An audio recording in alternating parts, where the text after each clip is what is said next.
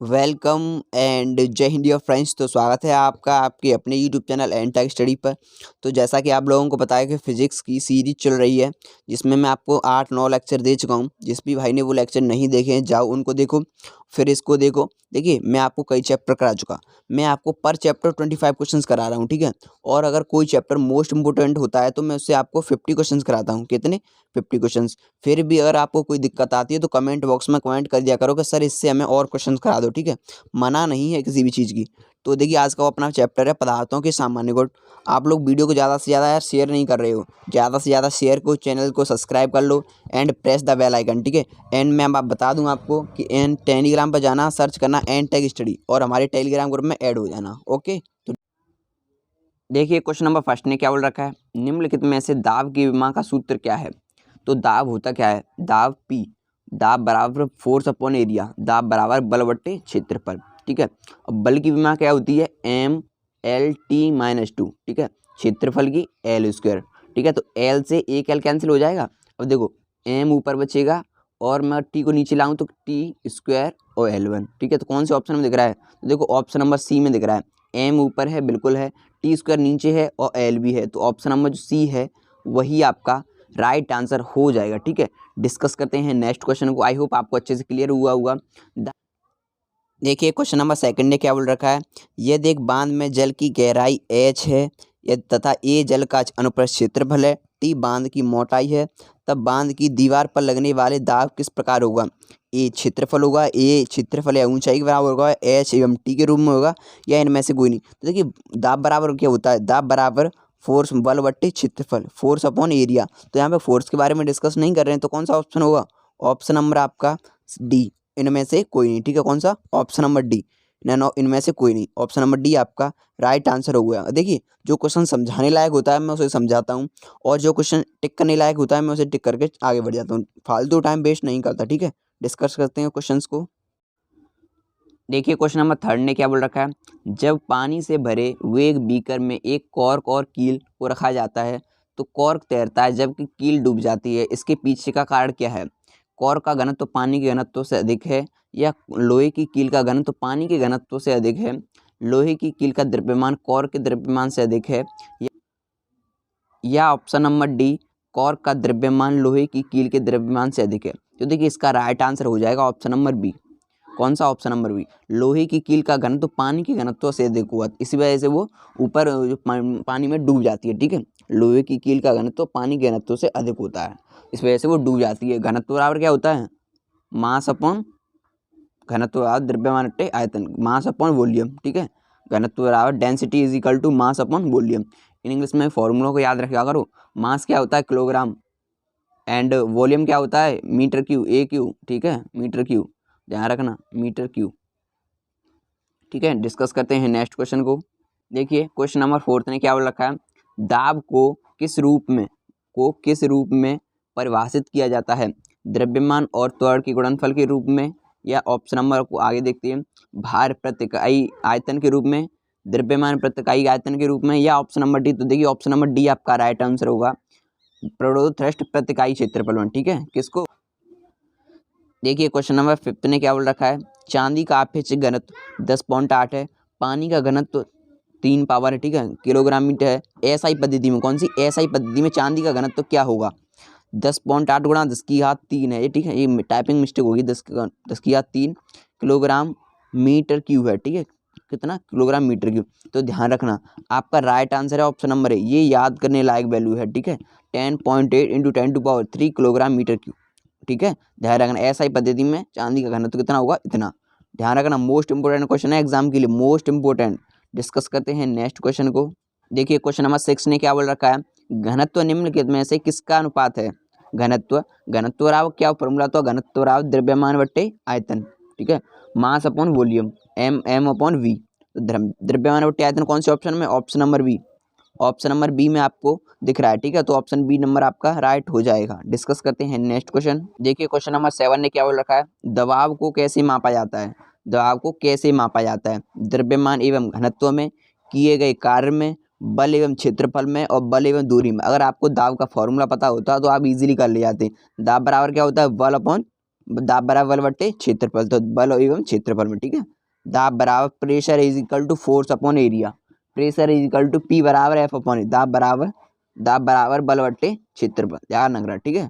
दाब बराबर बल बट्टे क्षेत्रफल, ऑप्शन नंबर सी है वही आपका राइट आंसर हो जाएगा। देखिए क्वेश्चन नंबर 8 ने क्या बोल रखा है, किसी लगाए गए बल के लिए यदि क्षेत्रफल कम है तो दाब होगा, यानी कि अगर क्षेत्रफल कम है पी बराबर फोर्स अपॉन एरिया, अगर क्षेत्रफल कम है तो प्रेशर ज़्यादा होगा बल के लिए, फिर एरिया कितना है कम दे रखा है तो प्रेशर कितना होगा ज़्यादा होगा।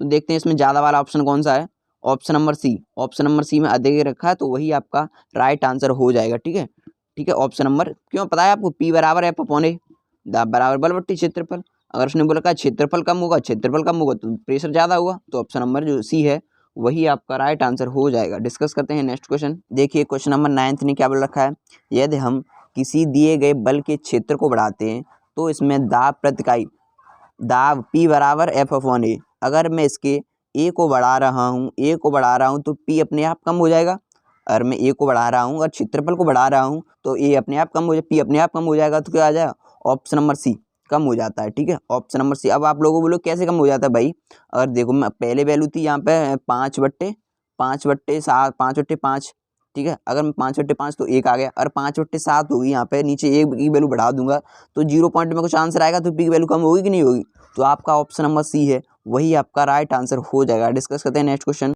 देखिए क्वेश्चन नंबर 10 ने क्या बोल रखा है, निम्न में से किसका घनत्व जल के घनत्व से अधिक होता है, बर्फ का या लोहे की कील का या थर्मोकोल का, तो किसका होगा, लोहे की कील का, क्योंकि आपको पता है घनत्व बराबर क्या होता है, डेंसिटी इज इक्वल टू बराबर मास अपॉन वॉल्यूम, मास ज़्यादा हुआ तो डेंसिटी कैसी होगी, ज़्यादा, मास ज़्यादा हुआ तो डेंसिटी ज़्यादा होगी, तो किसकी, लोहे की कील की घनत्व, ठीक है। जल के घनत्व से अधिक होगा लोहे की कील का, ठीक है। ऑप्शन नंबर सी है आपका राइट आंसर हो जाएगा। अब तो मैं आपको कंडीशन भी बता रहा हूँ कैसे होगा, ठीक है।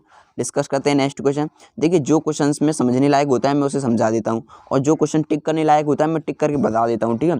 तो ज़्यादा टेंशन नहीं लेनी है, बस आपको क्वेश्चन को अच्छे से पढ़ना है, आपको कुछ क्वेश्चन को अच्छे से हैंडल करना है, हैंडल करने आना चाहिए आपको क्वेश्चन, वरना टेंशन में आप 10 में से 4 क्वेश्चन ही अटैम्प्ट कर पाओगे, अगर आपको 7-8 आ रहे हैं तो टेंशन में 4-5 ही क्वेश्चन अटैम्प्ट कर पाओगे, ठीक है। इसलिए टेंशन को दूर रखो, टेंशन को साइड में रखो, क्योंकि तुझे हम बाद में लेंगे एग्जाम के बाद, ठीक है। डिस्कस करते हैं नेक्स्ट क्वेश्चन। देखिए क्वेश्चन नंबर 11 ने क्या बोल रखा है, निम्न में से कौन सा कथन गलत है, यदि उत्प्लावक बल वस्तु के भार से कम हो तो वस्तु डूब जाती है, या ऑप्शन नंबर बी, यदि उत्प्लावक बल वस्तु के भार से अधिक हो तो वस्तु तैरती है, या ऑप्शन नंबर सी, यदि उत्प्लावक बल वस्तु के भार से कम हो तो वस्तु तैरती है, तो या यदि उत्प्लावक बल वस्तु के भार के बराबर हो तो वस्तु, तो आपको कौन सा बताना है, गलत बताना है, तो ध्यान रखना आपका ऑप्शन नंबर सी, यदि उत्प्लावक बल वस्तु के भार से कम हो तो वस्तु तैरती है, नहीं, वस्तु के भार से अधिक हो, ठीक है, अधिक हो तब तैरेगी, तो उसका तो होता, अधिक होता तो सही हो जाता, लेकिन गलत पूछ रखा है, तो ऑप्शन नंबर जो सी है वही अपना राइट आंसर हो जाएगा, ठीक है। डिस्कस करते हैं नेक्स्ट क्वेश्चन। देखिए क्वेश्चन नंबर 12 ने क्या बोल रखा है, यदि कोई वस्तु तैरती है तो वस्तु पर जल द्वारा लगाए जाने वाले उत्प्रेक्ष बल को कहेंगे वस्तु के भार से कम, शून्य, या वस्तु के भार के बराबर, या वस्तु के भार से अधिक, तो इसका राइट आंसर हो जाएगा ऑप्शन नंबर सी, वस्तु के भार के बराबर, ठीक है, वस्तु के भार के बराबर, ऑप्शन नंबर सी आपका राइट आंसर हो जाएगा। डिस्कस करते हैं नेक्स्ट क्वेश्चन। देखिए क्वेश्चन नंबर 13 ने क्या बोल रखा है, जल एक पिंड को किसी तरल में पूरी तरह से आंशिक रूप से डुबोया जाता है तब उस ऊर्ध्व दिशा में एक बल प्रयुक्त होता है जो उस पिंड द्वारा विस्थापित किए गए तरल के भार के बराबर होता है, यह नियम किसके द्वारा स्पष्ट किया गया है, तो ध्यान रखना ये नियम आपका आर्किमिडीज का है, किसका, आर्किमिडीज का सिद्धांत है ना। देखिए क्वेश्चन नंबर 14 ने क्या बोल रखा है, सीजीएस प्रणाली में विकृति की एसआई इकाई क्या होती है, सीजीएस प्रणाली में विकृति की एसआई इकाई क्या होती है, मीटर पर सेकंड स्क्वायर, मीटर प्रति किलोग्राम, या कोई नहीं होता इनमें से कोई नहीं, तो देखिए इसका राइट आंसर है ऑप्शन नंबर सी, कोई नहीं, क्योंकि विकृति क्या होती है, प्रारंभिक लंबाई अपॉन बट्टे अंतिम लंबाई, और लंबाई से लंबाई कटती ही जाएगी तो विकृति क्या होगी, 0, तो ऑप्शन नंबर जो सी है वही आपका राइट आंसर हो जाएगा, कोई नहीं होती, ठीक है, इकाई कोई नहीं होती। डिस्कस करते हैं नेक्स्ट क्वेश्चन। ये क्वेश्चन नंबर 15 ने क्या बोल रखा है, एक क्लॉटिंग पेपर स्याही कैसे सोखता है, स्याही सुखाकर, या कोशिका कैपिलरी द्वारा क्रिया द्वारा, या ठोसकाकरण क्रिया द्वारा, या वाष्पीकरण द्वारा, तो इसका राइट आंसर हो जाएगा ऑप्शन नंबर बी, कोशिका कैपिलरी क्रिया द्वारा, ठीक है, कोशिका जो छोटी छोटी कोशिका होती है ना उनकी कैपिलरी क्रिया द्वारा, ठीक है, ध्यान रखना। ना ठोस के साथ ठोस तो कहाँ से आ जाएगा इसमें, ध्यान रखना ये ऑप्शन नहीं होंगे। आपका ऑप्शन नंबर बी है वही आपका राइट आंसर हो जाएगा। देखिए क्वेश्चन नंबर 16 ने क्या बोल रखा है, एक द्रव की बूंद संयोजित होती है क्योंकि इसके कणों का आकर्षण इसका संभव क्षेत्रफल न्यूनतम करता है। इस परिघटना को कहा जाता है पृष्ठ तनाव, आधिक्य, ग्रहकायन या श्यानता। तो ध्यान रखना इसको कहा जाता है पृष्ठ तनाव, सरफेस टेंशन। पृष्ठ तनाव होता क्या है, जो बारिश की छोटी छोटी बूंदें आती हैं, ये भी क्वेश्चन आता है एग्जाम में कि जो बारिश की छोटी छोटी बूंदें आती हैं वो गोली क्यों होती हैं, क्योंकि इसका कारण क्या है, पृष्ठ तनाव। जैसे आपने बहुत सी चीज़ें जो गोल गोल निकलती हैं तो उनका कारण क्या है, पृष्ठ तनाव। ठीक है, जो आपका ऑप्शन नंबर बी है, ए है ना, वही आपका राइट आंसर हो जाएगा, पृष्ठ तनाव, surface tension. Option number A आपका राइट आंसर हो जाएगा। ठीक है, क्वेश्चन नंबर 17 ने क्या बोल रखा है, जल की गिरती हुई बूंद किस गुणधर्म के गोलाकार होती है, किस गुणधर्म के कारण गोलाकार होती है, तो बताइए। अभी बताया था मैंने आपको, सोच लिया। अरे वाह भाई, आप तो होशियार हो गए। जल का पृष्ठीय तनन या पृष्ठ तनाव, सरफेस टेंशन। ठीक है, सरफेस टेंशन के कारण जल की बूंद गोलाकार होती है। ऑप्शन नंबर ए है वही आपका राइट आंसर हो जाएगा। डिस्कस करते हैं नेक्स्ट क्वेश्चन को।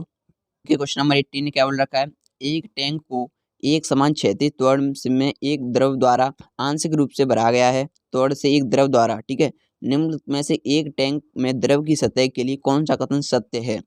द्रव की सतह गति की दिशा में गिरता है और टैंक के पीछे की ओर उठता है, यही सही है बिल्कुल। बाकी ऑप्शन बड़े बड़े इसलिए नहीं पढ़ रहा हूँ, यही सही है आपका ऑप्शन नंबर ए। द्रव की सतह गति की दिशा में गिरता है, ठीक है, और टैंक के पीछे की ओर उठता है। ऑप्शन नंबर ए आपका राइट आंसर हो जाएगा, 18 का आपका ऑप्शन नंबर ए। ठीक है, डिस्कस करते हैं नेक्स्ट क्वेश्चन को। देखिए क्वेश्चन नंबर 19 ने क्या बोल रखा है, जहाजों की गति वृद्धि पर आधारित है, आर्किमिडीज का सिद्धांत, फैराडे नियम, फ्लेमिंग राइट हैंड रूल या न्यूटन की गति का दूसरा नियम। तो इसका राइट आंसर है ऑप्शन नंबर ए, आर्किमिडीज का सिद्धांत। जहाजों की गति में वृद्धि होती है उसके किसका कारण है, आर्किमिडीज का सिद्धांत। ठीक है, फैराडे नहीं है, ना लेफ्ट हैंड ये, और ना ही न्यूटन की गति का नियम। ठीक है, ध्यान रखना ऑप्शन नंबर जो ए है वही आपका राइट आंसर हो जाएगा, आर्किमिडीज का सिद्धांत। डिस्कस करते हैं नेक्स्ट क्वेश्चंस को कि क्वेश्चन नंबर 20 ने क्या बोल रखा है, ऊपर प्रोध और भार में प्रयुक्त होते हैं, नीचे की दिशा, विपरीत दिशा, समान दिशा या ऊपर की दिशा। तो इसका right answer option number B, विपरीत दिशा में। ऊपरी प्रोध और भार विपरीत दिशा में प्रयुक्त होते हैं। ठीक है, ऊपरी प्रोध और भार विपरीत दिशा में प्रयुक्त होते हैं। ऑप्शन नंबर बी है वही आपका राइट आंसर हो जाएगा। डिस्कस करते हैं नेक्स्ट क्वेश्चंस को। देखिए क्वेश्चन नंबर 21 ने क्या बोल रखा है, किसी वस्तु का तरल पदार्थ पर रखे जाने से उत्पन्न ऊर्ध्वगामी दबाव को कहा जाता है बॉयर फोर्स या फ्रिक्शनल फोर्स या अप्लाइड फोर्स या ग्रेविटेशनल फोर्स। तो इसका राइट आंसर हो जाएगा बॉयर फोर्स। ठीक है, बॉयर फोर्स। ऑप्शन नंबर ए आपका राइट आंसर हो जाएगा। ये क्या है, ऊर्ध्वगामी। ठीक है, ऑप्शन नंबर ए आपका राइट आंसर है। डिस्कस करते हैं नेक्स्ट क्वेश्चंस को। देखिए क्वेश्चन नंबर 22 ने क्या बोल रखा है, एक डूबे हुए पिंड पर पानी द्वारा लगाए जाने वाले उत्प्लावन बल का दूसरा नाम क्या है, यांत्रिक बल, उत्क्षेप बल, घर्षण बल या दाब। तो इसका राइट आंसर हो जाएगा ऑप्शन नंबर बी, उत्क्षेप बल। ठीक है, कौन सा बल, उत्क्षेप बल। ऑप्शन नंबर बी आपका राइट आंसर हो जाएगा। डिस्कस करते हैं नेक्स्ट क्वेश्चन को। देखिए क्वेश्चन नंबर 23 ने क्या बोल रखा है, यदि आप एक गिलास को पानी और बर्फ से पूरी तरह भरते हैं और बर्फ पूरी तरह गल जाती है तो क्या होगा, जल बाहर बहने लगेगा, सारी बर्फ तली में बैठ जाएगी या जल स्तर पूर्ववत रहेगा या बर्फ गलने के साथ साथ जल स्तर कम होता रहा। नहीं भाई, ऑप्शन नंबर सी, जल स्तर पूर्ववत रहेगा, पहले जैसा रहेगा। ठीक है, जल स्तर पूर्ववत रहेगा। ऑप्शन नंबर सी आपका राइट आंसर हो जाएगा। आई होप आपको अच्छे से क्लियर हुआ होगा। डिस्कस करते हैं नेक्स्ट क्वेश्चन। ये क्वेश्चन नंबर 24 ने क्या बोल रखा है, यदि कोई वस्तु डूबती है तो वस्तु पर तरल द्वारा प्रयुक्त उत्क्षेप होगा वस्तु के भार से अधिक, वस्तु के भार के बराबर, वस्तु के भार से कम, शून्य। तो देखिए मैंने पहले भी आपको बताया था उत्क्षेप होगा कौन से, वस्तु के भार से कम, तभी वो तो डूबती है या तैरती है। तो आपको ऑप्शन नंबर जो सी है वही राइट आंसर हो जाएगा। पहले के क्वेश्चन अगर आपने अच्छे से देखे हैं तो आपको इस क्वेश्चन को समझने में कोई दिक्कत नहीं आई होगी। ठीक है, जो मैंने 10 से 7 से 12 तक क्वेश्चन कराए उनमें मैंने यही कराया था, आपको अच्छे से देखना चाहिए था। डिस्कस करते हैं नेक्स्ट क्वेश्चन। देखिए क्वेश्चन नंबर 25 ने क्या बोल रखा है, किसी तल के लंबवत कार्य करने वाला बल कहा जाता है, कौन सा बल कहा जाता है, बल आघूर्ण, उत्क्षेप बल, बल आघूर्ण, दाब या खिंचाव। तो किसी तल के लंबवत कार्य करने वाले बल को कहा जाता है उत्क्षेप बल। कौन सा, उत्क्षेप बल। ऑप्शन नंबर ए आपका राइट आंसर हो जाएगा। ठीक है, डिस्कस करते हैं नेक्स्ट। थोड़ा सा और मैं आपको बता देता हूँ थोड़ी नॉलेज के लिए आपको। देखिए ये हमारे टेलीग्राम चैनल की लिंक है, टेलीग्राम पर जाना, सर्च करना एनटेक स्टडी। ठीक है, तो आपको वहाँ पे एक टेलीग्राम ग्रुप मिल जाएगा, उसमें ऐड हो जाना। वहाँ इसकी आपको रेगुलर पीडीएफ मिलती है, प्रॉपर नोट्स मिलते हैं। यूपी टेट के लिए सर ने वहाँ पर क्वेश्चंस भी करा रखे हैं, एमसीक्यू क्वेश्चंस, जाइए देखिए वही क्वेश्चन हैं जो एग्जाम में आते हैं। ठीक है, प्लेलिस्ट बन के रेडी है आपकी, टेट की प्लेलिस्ट भी बन के रेडी है, और आपके फिजिक्स के क्वेश्चन की प्लेलिस्ट चल रही है, ये भी बन के रेडी है। ये सर का फेसबुक लिंक है, और आपकी कोई क्वारी हो तो आप सर को पूछ सकते हो, कोई दिक्कत नहीं है, सर आपको रेगुलर बता देते हैं। ठीक है, तो मिलते हैं नेक्स्ट वीडियो में, तब तक के लिए टेक केयर, बाय गाइस।